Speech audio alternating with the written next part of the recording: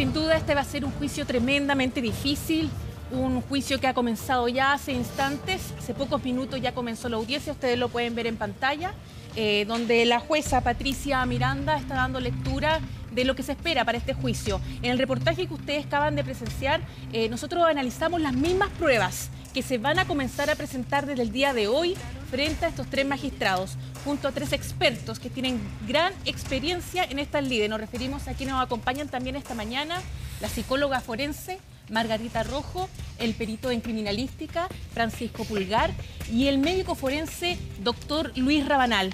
Los tres analizaron las mismas pruebas, las más importantes, las consideradas claves en el caso que hoy día estos tres magistrados van a tener que ponderar y en base a ellas tomar una decisión final.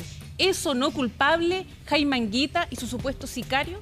Esa es la gran pregunta que van a comenzar a responder y vamos a ir en directo con lo que está pasando en este minuto en el Tribunal Oral Penal de Puerto Montt, con la magistrada dando cuenta de lo que ellos esperan que ocurra en este juicio. Delia Mese Muñoz son idénticos, su señoría, a los que relata y expone el Ministerio Público en la acusación y a los que ya he hecho referencia, por lo tanto no voy a señalarlos para no incurrir en reiteraciones. Sí, en cuanto a la calificación jurídica que este querellante atribuye a los hechos que ya han sido mencionados, respecto del acusado Jaime Anguita Medel, parricidio previsto y sancionado en el artículo 390, inciso primero del Código Penal, en grado de consumado. Respecto del acusado José Pérez Mancilla, homicidio calificado, previsto y sancionado en el artículo 391, número 1, circunstancia primera, segunda y quinta del Código Penal, esto es, actuar con alevosía, por premio o promesa remuneratoria y con premeditación conocida. En cuanto al grado de desarrollo, sería consumado. Circunstancias modificatorias de responsabilidad penal.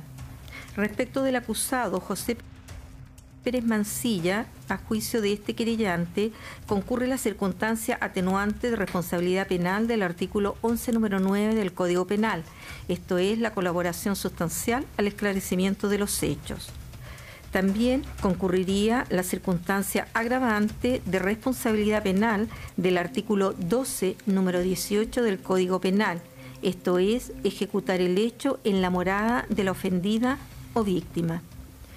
Respecto del acusado Jaime Anguita Medel, a juicio de este querellante, concurriría la circunstancia atenuante de responsabilidad penal del artículo 11, número 6 del Código Penal, esto es, su irreprochable conducta anterior.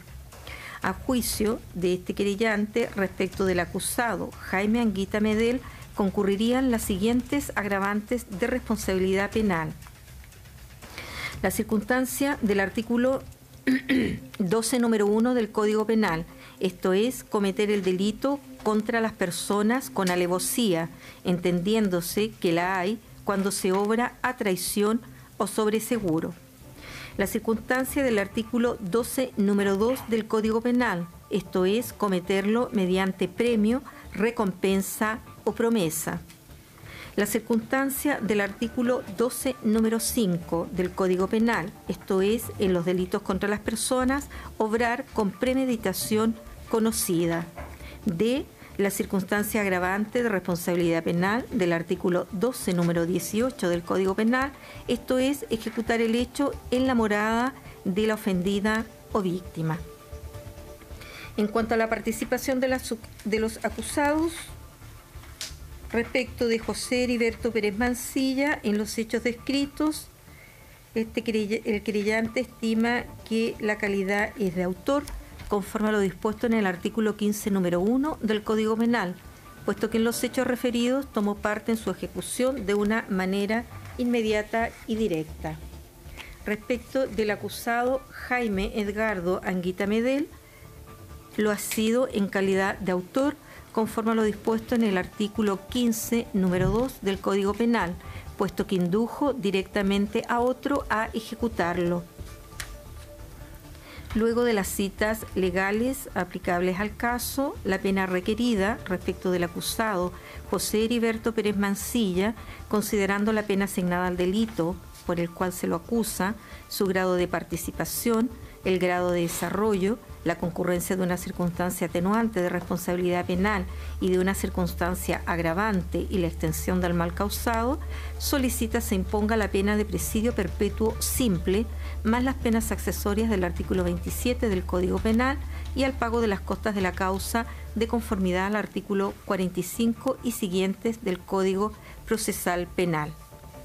Respecto del acusado Jaime Edgardo Anguita Medel, considerando la pena asignada al delito por el que se le acusa, su grado de participación, el grado de desarrollo del delito, la concurrencia de una circunstancia atenuante y de 4 circunstancias agravantes de responsabilidad penal, la extensión del mal causado, solicita se le imponga la pena de presidio perpetuo calificado más las accesorias del artículo 27 del Código Penal y al pago de las costas de la causa de conformidad al artículo 45 y siguientes del Código Procesal Penal.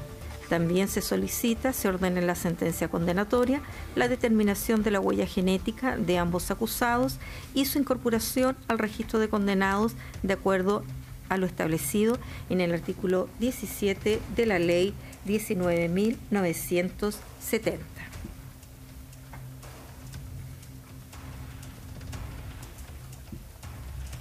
2. Acusación particular presentada por Vivian Anguita Heger. El abogado Andrés Firmani Garrido, en representación de doña Vivian Marlene Anguita Heger, presenta acusación particular en contra del imputado José Heriberto Pérez Mancilla, ya individualizado, representado por su abogado defensor penal público, don Carlos Jiménez Jiménez. Los hechos son los siguientes. El día 29 de junio de 2010, en horas de la mañana, el acusado José Heriberto Pérez Mancilla concurrió con la finalidad de sustraer especies ajenas contra la voluntad de sus dueños y con ánimo de lucro hasta el domicilio de la familia Anguita Heger, ubicado en la parcela número 16.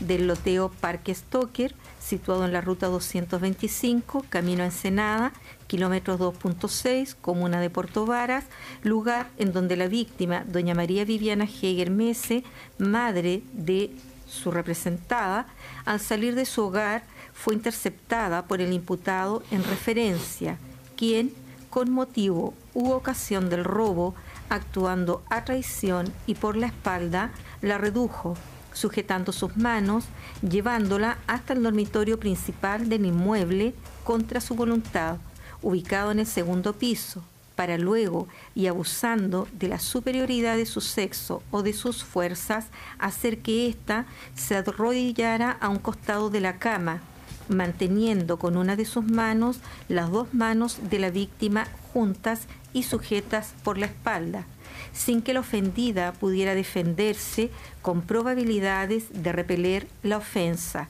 colocando una bolsa plástica en su cabeza, ocluyendo con la otra mano y la bolsa las vías respiratorias de la víctima hasta causarle la muerte por asfixia y ocultando el cuerpo en la buhardilla anexa al dormitorio matrimonial, luego de lo cual, y en una relación de continuidad espacio-temporal, el imputado Pérez Mancilla sustrajo desde el mismo dormitorio, apropiándose con ánimo de lucro y contra la voluntad de sus dueños, de a lo menos una cámara de video marca Sony, micro DVD, color gris y negro, modelo DCR, DVD 710, una caja metálica pequeña de color rojo con un anillo de color amarillo elementos de fantasía y documentación. Lo que ustedes están viendo en pantalla es a la jueza, presidenta del tribunal hoy día, que toca presidir este tribunal que va a condenar este caso.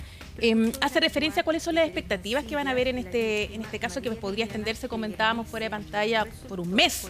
Hablamos de muchas pruebas, hablan de 500 pruebas y testigos en total. De verdad es mucho, hay varios querellantes también. Ahora, ¿qué va a pasar en el día 1? ¿Qué es importante que podría pasar en el día 1?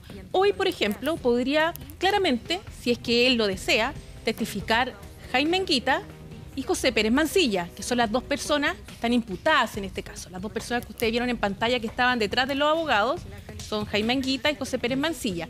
Ellos hoy día, después de los alegatos de apertura, que son los discursos que dan los fiscales, los querellantes, los defensores, todos los abogados que están delante, el tribunal les da la oportunidad de hablar. ¿Pero cómo? ¿No es obligatorio que lo hagan? No, no es obligatorio. Ellos tienen todo el derecho a guardar silencio. Pueden expresarlo de esa forma y no hablar. Se les invita a pasar al tribunal a hablar, pero ojo, también a exponerse a las preguntas que le hagan tanto la fiscalía como los querellantes, como los abogados defensores. Entonces hay todo también un círculo de personas que podrían hacerle preguntas. Si ellos quisieran, hoy día pueden negarse a subir al estrado y dar su testimonio. Negarse. O sea, están obligados a estar, pero se pueden negar a hablar. Y no sé qué les pareció a ustedes, pero a mí me llamó la atención los rostros de ambos, porque uno veía a Anguita en todo momento con los ojos cerrados y como si estuviera rezando. En cambio, a Pérez Mancilla muy frío y como asumiendo lo que puede llegar a suceder. Claro, ahí hay que hacer presente que el tema de la declaración en el juicio oral también puede ser considerado como un atenuante y cooperar en la propia investigación. Entonces, el hecho de negarse a declarar no necesariamente, y como bien decía la Paula, los indica como culpable. Exacto. Entonces, ¿por qué negarse a declarar en esta instancia? Porque ya pudo haber prestado 2, 3 o 4 declaraciones. Entonces, redundar en lo mismo, podría existir un provecho de alguna de las partes para generar algún tipo de contradicción y eso ser utilizado en los alegatos de clausura. Margarita, ¿qué te pareció a ti la postura corporal que tenían ambos? Jaime Anguita muy derecho, con los ojos bien cerrados, y Pérez Mancilla estaba más bien como echado hacia atrás, como hundido en su asiento. ¿Qué te da cuenta un poco las posturas que ellos tenían mientras estaban escuchando a la magistrada? Ahí están. Ahí lo puedes ver en viendo. imágenes, por ejemplo. Bueno, yo creo que esto es un poco más de la consistencia que hemos visto sobre todo en Anguita, ¿no? Que él finalmente no tiene, como diría el común de la gente, no se le mueve un pelo. Cara de póker. Es una persona, ¿no es cierto?, que no muestra ninguna emoción, que permanece bastante frío, bastante distante.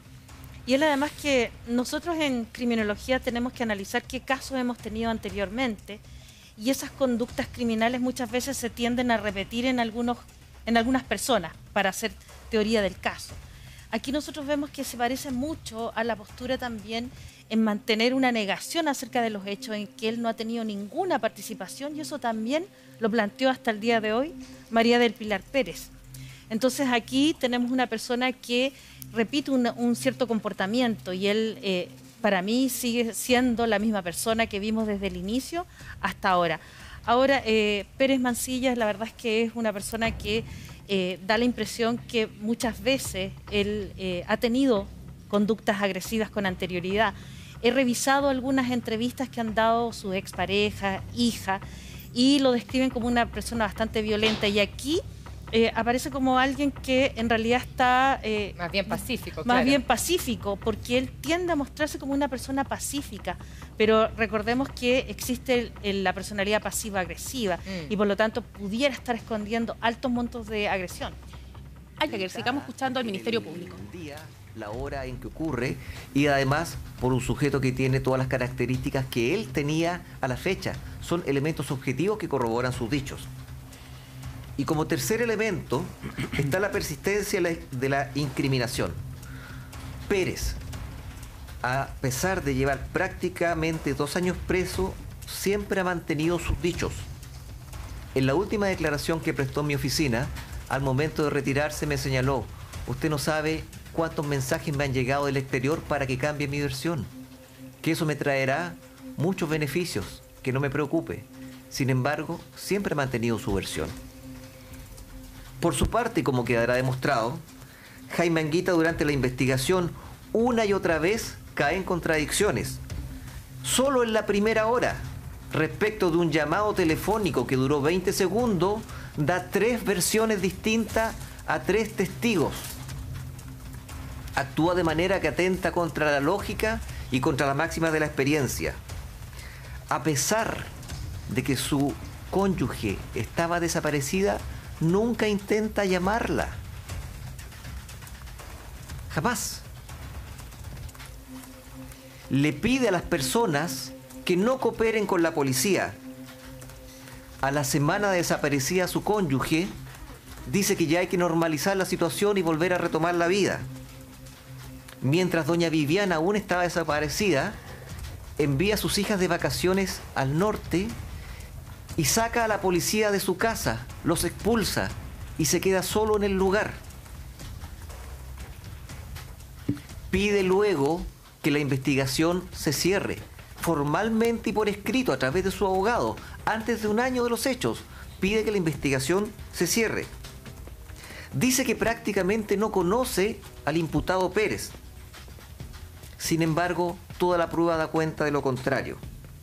Al declarar el día de los hechos, el 29 de junio del 2010, dice que estaba todo normal, que doña Viviana estaba bien, que fue una noche normal, que no notó nada extraño ni durante la noche ni durante el día siguiente.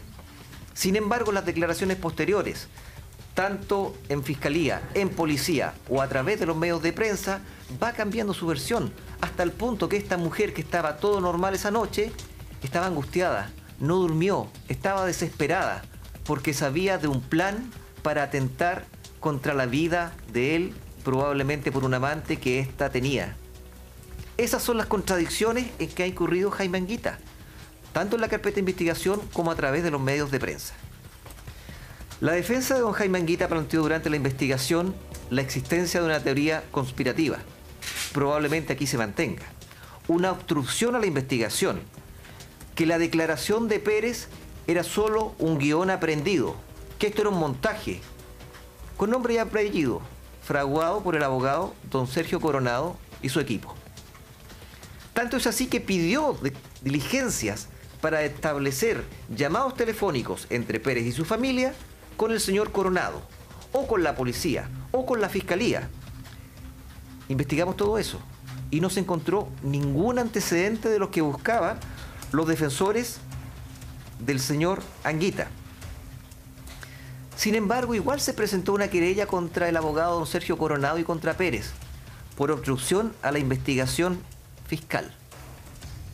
Pero extrañamente no la presentan los abogados que representaban a don Jaime Anguita, el señor Ponce y el señor Kinsmiller, sino que la presenta don Andrés Firmani, el mismo abogado que públicamente ha reconocido que en un par de veces ha ido a visitar a don Jaime Anguita a la cárcel, y el mismo abogado que luego presenta una querella representando a la hija de don Jaime Anguita, quien siempre ha sostenido la inocencia de su padre, planteando una teoría que implica la absolución de Jaime Anguita.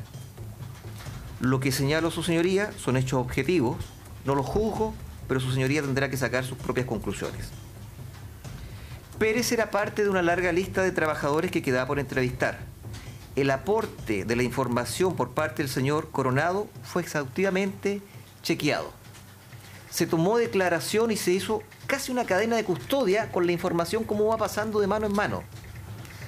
Una ex pareja de Pérez, que estaba presa en Puerto Montt, le comenta a una compañera de módulo que su pareja decía que algo tenía que ver en este hecho, y viendo los programas de televisión, los afiches que mostraban del retrato hablado, decía que él se parecía.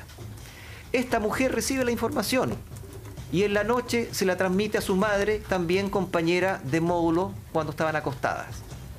Y esta señora, una vez que sale en libertad, encuentra al señor Coronado en la vía pública y le comenta lo que escuchó. Le da un comentario, no le da una respuesta en cuanto a quién es el autor del homicidio de doña Viviana, sino que había un sujeto que decía que algo tenía que ver en ello a través de un tercero. Esta línea de investigación también es parte de la prueba que acompañaremos durante este juicio, vendrán a declarar todas esas personas. Personas que no han ganado nada con esa declaración. Lo único que me señalaban que han tenido es el acoso de los medios de prensa, una y otra vez. No hemos tenido ningún beneficio, ninguna ventaja de ningún tipo. Durante este juicio depondrán peritos de primer nivel, como don José Belletti, la doctora Nubia Riquelme, doña Pamela Borges, la doctora Vivian Bustos, entre otros. Y a través de ellos podremos entender que la propuesta fáctica del Ministerio Público no es solo es la que mejor explica lo ocurrido, sino que es la única que se sostiene en base a la prueba rendida y que por sobre todo respeta los principios de la lógica y la máxima de la experiencia, que son los que han de primar en este caso. También depondrán testigos. Probablemente declararán por 4 o 5 minutos, cuyos relatos aislados no tienen probablemente ningún valor. Pero si se conjugan unos y otros, irán dejando por sentado hechos o eventualmente indicios sobre los cuales su señoría, en base al razonamiento deductivo, podrá establecer conclusiones. La convicción para condenar no es igual que la certeza absoluta de las ciencias matemáticas. La verdad histórica no se puede reconstruir. La verdad procesal se logra con la certeza moral, que no es otra cosa que la conciencia del juzgador, que debe quedar satisfecha con la solución alcanzada, a través de la ponderación de los medios de prueba, respetando los principios de la lógica, la máxima de la experiencia y los conocimientos científicamente afianzados. En definitiva, su señoría, solicitamos este veredicto condenatorio en contra del acusado José Heriberto Pérez Mancilla como autor del delito de homicidio calificado, con la circunstancia de haber actuado por premio o recompensa, y en contra de don Jaime Edgardo Anguita Medel, como autor de un delito de parricidio, actual femicidio, a las penas señaladas en la acusación. Muchas gracias. Muy bien, gracias. Don Sergio. Muchas gracias, sus señorías. Sus señorías, ¿cuáles son las razones por las que una persona desea quitarle la vida a otra?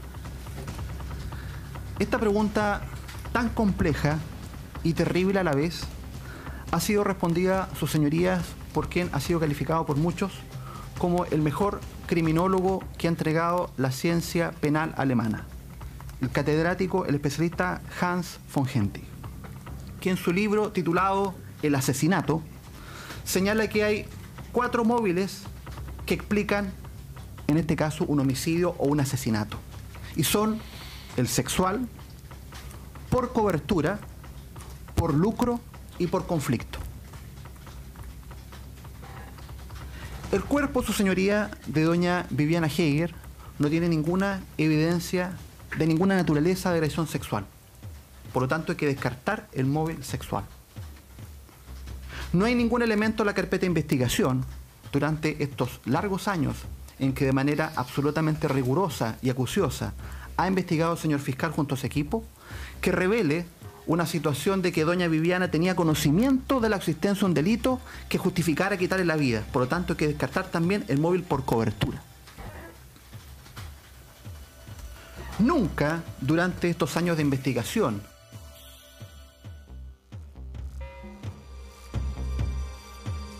de registro por el sinnúmero de elementos valiosos que quedaron en el domicilio, que fueron fijados fotográficamente y que constan en distintos informes de la Policía de Investigaciones. Nunca el móvil fue robar. Descartado entonces también el móvil del lucro, como ya lo señalaba el señor fiscal. Por lo tanto, ¿cuál es el móvil que nos va quedando? El móvil por conflicto, el móvil de tipo pasional, que sí o sí indica un círculo acotado de búsqueda, sí o sí indica una relación cercana entre quien aparece como la mente de la muerte de la persona que finalmente resulta como víctima. Sus señorías, la única persona con la cual Viviana Heger tenía un conflicto, y además terriblemente sin saberlo, era con Jaime Anguita, con ninguna más. La única situación conflictiva era con Jaime Anguita. ¿Y qué hace Jaime Anguita, su señoría, para eliminar este problema? ¿Qué hace Jaime Anguita para eliminar este conflicto? Recurre a la persona en la que más confiaba. Recurre a la persona con la cual durante años forjó una relación no solamente laboral, sino que también personal. José Pérez. Y es en ese momento, su señoría, que surge un verdadero contrato o pacto de muerte. Pacto que tenía como objetivo quitar de en medio a doña Viviana Heger. Estos acuerdos de voluntad de magistrado, estos encargos para causar la muerte, como lo indicaba muy bien el señor fiscal, por su propia naturaleza, porque justamente pretenden que no quede huella de lo acordado para favorecer la impunidad, no constan en documento alguno, no hay una persona que sea testigo de eso, no hay transferencias, no hay cheques, no hay depósitos. Por lo tanto, ¿a qué elemento probatorio se debe recurrir para establecer este tipo de pactos de muerte? La prueba de indicios. Los indicios, su señoría, que no son prueba de menor calidad, es una forma distinta de acreditar hechos de una naturaleza especial. Los indicios, su señoría, han sido definidos de la siguiente manera. Los indicios son testigos mudos que la providencia coloca alrededor de un crimen y que permiten llevar la luz a la sombra en la que un criminal mantiene y se esfuerza en mantener un hecho criminal. Esos son testigos mudos que nos permiten hacernos una idea de aquello que aparece como desconocido. Y su señoría, ¿hay indicios en este caso? Por supuesto que los hay. Hay a lo menos, su señoría, 12 elementos, 12, su señoría, que aparecen antes del día 29 de junio, durante el día 29 de junio, que es el día de desaparición de doña Viviana Heger, y después del día 29 de junio. 12 elementos que brevemente, magistrado, voy a enunciar y muy brevemente voy a explicar. Antes del día 29 de junio, sus señorías escucharán testimonios que darán cuenta de que la relación aparentemente ideal, aparentemente, magistrado, perfecta de matrimonio entre Jaime Anguita y Viviana Heger era inexistente. Era una sola apariencia. La relación entre ambos era inexistente. Viviana Heger para Jaime Anguita era un problema. Y eso va a aparecer de los distintos testimonios que se van a prestar durante el curso de este juicio. Segundo elemento, su señoría, comunicación telefónica entre Jaime Anguita y José Pérez que no tiene ninguna justificación. ¿Por qué, su señoría? José Pérez trabajó, y hay elementos que dan cuenta de eso documentales, hasta el mes de marzo del año 2010 en la constructora Puerto Octay, justamente, magistrado, con don Jaime Anguita. Luego de la salida de la empresa, hay comunicación telefónica entre Jaime Anguita y José Pérez, en este periodo previo a la desaparición de su cónyuge Viviana Heger el 29 de junio. Esa comunicación telefónica ahora la entendemos porque existió, justamente a propósito de este encargo criminal. En su momento no tenía explicación, en su momento don Jaime Anguita lo negó. Está en tráfico de llamadas esa comunicación telefónica sin justificación laboral. Pero ¿qué pasa el día 29 de junio, su señoría? ¿Qué ocurre? Tenemos una ida, tenemos una gran pregunta. ¿Qué lleva a José Pérez a ir al domicilio de Viviana Heger y Jaime Anguita a plena luz del día en un condominio y causarle la muerte en su propia casa a una persona con la cual no tenía ninguna situación de disputa previa? Ninguna. La respuesta, Jaime Anguita. ¿Cómo sabía su señoría José Pérez del horario específico en el cual tenía que ir el 29 de junio, en el que no se iba a encontrar con nadie en la casa, salvo en este caso Viviana Heger? Esta ventana entre las 10 de la mañana y la 1 de la tarde, ¿cómo lo sabía? Jaime Anguita. ¿Cómo se explica, magistrado, esa llamada absolutamente inusual que le efectúa Jaime Anguita a su cónyuge aproximadamente a las 8 de la mañana de ese 29 de junio, si no es para verificar, confirmar la presencia de ella en el domicilio? Ustedes escucharán por los policías que la explicación que dio para ese llamado Jaime Anguita es absolutamente absurda. La explicación razonable y que es coherente con la carpeta de investigación es una llamada que tenía por objeto asegurar que su cónyuge estuviera en el horario que estaba enviando José Pérez. ¿Cómo se explica, magistrado, que ese día 29 de junio y lo indican secretarias, personas que trabajaban con Jaime Anguita en la constructora Puerto Octay, lo notaran de una manera absolutamente rara, extraño, preocupado. ¿Por qué? Porque sabía lo que iba a ocurrir en su casa momentos después. ¿Cómo se explica, su señoría, la llamada que le efectúa un trabajador de apellido Rus, que prestará también la acción a esta carpeta de investigación, aproximadamente a las 12 del día 29 de junio? Una llamada absolutamente extraña por el diálogo que tienen. ¿Por qué, su señoría? Porque, de acuerdo a la versión oficial que siempre contó don Jaime Anguita, la primera vez que él se entera, y no sabemos muy bien a qué lo atribuyó, primero dijo que era una estafa, después dijo que una broma, después dijo que tuvo miedo, la primera vez que él se entera oficialmente de que algo le estaba ocurriendo a su cónyuge fue a las 13 horas con 34 minutos del día 29 de junio, cuando recibe esta llamada indicada por el señor fiscal de que un hombre le dijo: si quieres volver a tu mujer con vida, y corta. Eso es la versión oficial de don Jaime Anguita. A las 13 horas con 34 minutos me enteré recién de eso. Pero resulta, señoría, que una hora antes recibió una llamada a un trabajador de apellido Rus, de la constructora Puerto Octay. ¿Y qué dice el señor Rus? Que habla con Jaime Anguita.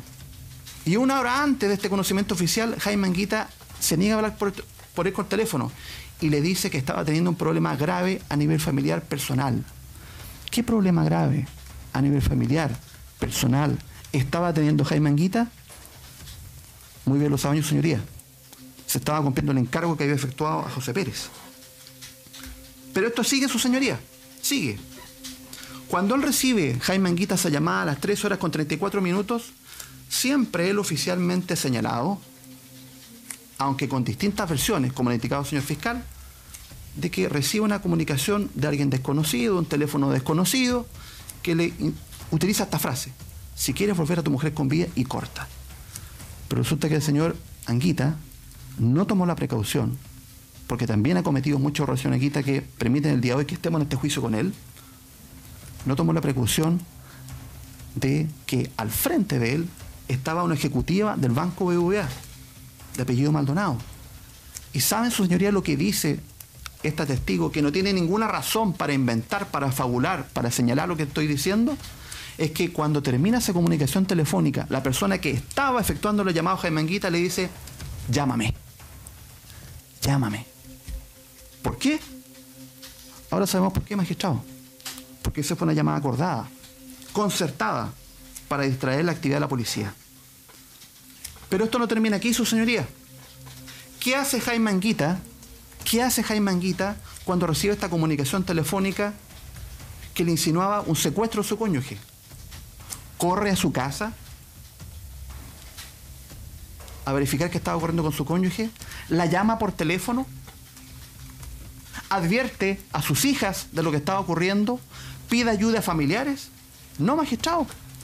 El señor Anguita sigue en el banco, tranquilamente haciendo trámites, se toma todo el tiempo del mundo, va a tomar su camioneta que estaba estacionada en un sector cercano, inicia el recorrido Puerto Montt-Puerto Varas, él se encontraba en Puerto Montt en ese momento, pasa a Carabineros, a la Tenencia de Carreteras, a presentar una denuncia por secuestro. El carabinero que lo atiende ahí, de apellido Holguín, dice que lo ve absolutamente normal y que el señor Anguita le pregunta qué tiene que hacer si su mujer estaba secuestrada. Denunciarle, dice. Bueno, uno pensará, luego de eso el señor Anguita correrá a su casa. No, magistrado. Después pasa a la Policía de Investigación de Puerto Varas a hacer las mismas preguntas y averiguaciones. Bueno, ahora dirá uno, ahora sí que va a su casa. No, magistrado. Pasa al colegio a buscar a su hija. Y luego, recién, llega a su casa cuando ya estaba la policía, ya estaba la hija, todo eso. ¿Cómo interpretamos eso? ¿Qué análisis se le puede dar a eso?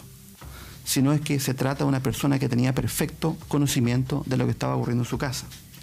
Nadie llama a una persona muerta. Ustedes van a ver el tráfico llamado en Jaime Anguita ese día 29 de junio. A la única persona que nos llamó fue a su cónyuge, Viviana Heger. ¿Por qué? Insisto, las personas muertas no contestan. Pero ¿qué pasa después de ese día 29 de junio, su señoría? ¿Qué ocurre después? ¿Cómo podemos indicar que hay elementos reveladores de este conocimiento de Jaime Anguita? Ya lo señalaba el señor fiscal, entorpecimiento de la investigación.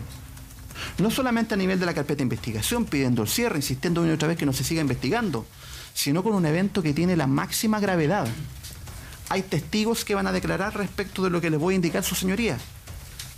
Familiares de doña Viviana Heger fueron convocados a una reunión por don Jaime Anguita. Estábamos escuchando al abogado Sergio Coronado. Él es abogado por parte de la familia de Viviana Heger.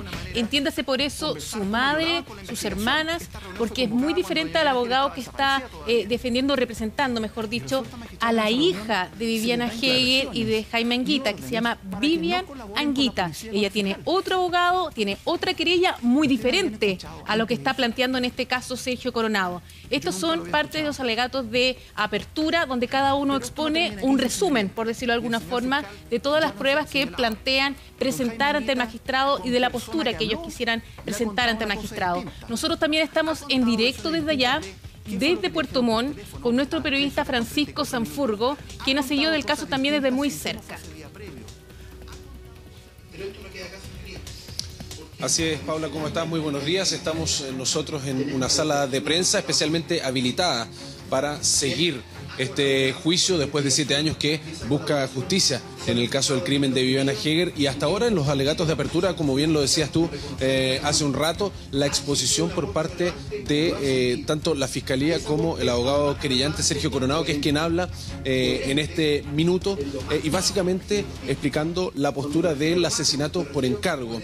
Han hecho hincapié en los móviles que podrían haber motivado precisamente esta maquinación, como la llaman ellos, entre José Pérez Mancilla y Jaime Anguita. Sergio Coronado en particular haciendo un descarte de todos los otros eventuales móviles que se esgrimen por parte de las defensas, como es un robo simple, un simple robo con homicidio, y lo descartan en base a que los distintos objetos de valor, de real valor que había en la casa, permanecieron sin siquiera ser registrados y se llevaron solo algunos objetos específicos. Habla además de las contradicciones en las declaraciones de Jaime Anguita, como por ejemplo haber dicho que simplemente no conocía a José Pérez Mancilla, y luego finalmente en la propia declaración del llamado sicario se demuestra que conocía la casa, conocía el recorrido, conocía la buhardilla, por lo tanto se establece un nexo con la familia que haría contradicción con la declaración de Anguita. Dime. Francisco, una de las grandes expectativas que existen para el día de hoy es la posibilidad de que Jaime Anguita o el denominado sicario José Pérez Mancilla puedan prestar declaración, subir al estrado y hablar frente al tribunal. Respecto de eso, ¿existe alguna idea que pudiese pasar eso hoy día? ¿Algún comentario fuera de la audiencia, tú que estás en el lugar de los hechos? Conversamos con todos los abogados que fueron llegando durante la mañana, muy secretivos al respecto, sí. Y entendemos también que tiene que ver con la estrategia por parte de ambos imputados. Está, como lo decías tú también muy temprano, la posibilidad de que ellos suban al estrado, declaren una vez más, pero ahí está la estrategia de las defensas a analizar, porque subirse al estrado no es simplemente declarar y ya. Se exponen en cambio a las preguntas de sus propios abogados, pero también a las preguntas de la Fiscalía, a las preguntas de los abogados querellantes, y eso da paso a que pudieran evidenciarse contradicciones en los propios relatos. La estrategia va por separado en el caso de José Pérez Mancilla y de Jaime Anguita, y sin embargo tienen la posibilidad de que suban hoy día al estrado a declarar, pero también tienen la posibilidad de guardar silencio. De tomar la opción de guardar silencio, ya no podrían declarar en ningún momento más del juicio, y serían simplemente sus abogados los que se harían cargo de representar las posturas de cada uno. Recordemos que la diferencia entre, en este caso que está exponiendo Sergio Coronado y que ya expuso el fiscal Naim Lamas, la diferencia básica entre ambas posturas que apuntan hacia lo mismo son las peticiones de penas. En el caso de la Fiscalía pide un presidio perpetuo calificado para Jaime Anguita, que tiene que ver con un mínimo de 40 años de cárcel sin ninguna opción de algún arreglo o algún beneficio legal, y solo 17 años para José Pérez Mancilla. En el caso de Sergio Coronado, que es quien representa en estricto rigor a la mamá de Viviana Heger, está pidiendo un calificado para precisamente Jaime Anguita y una cadena perpetua simple para José Pérez Mancilla como sicario, que sería un mínimo de 20 años en cárcel. Recién, hace unos instantes, revisábamos cada una de las pruebas que podrían vertirse en este juicio que son consideradas claves. Lo que plantea el señor Coronado hace referencia quizás en los primeros días, incluso las primeras horas después de la desaparición de Viviana Heger. Todo eso antecedente, el minuto a minuto, qué ocurrió durante esa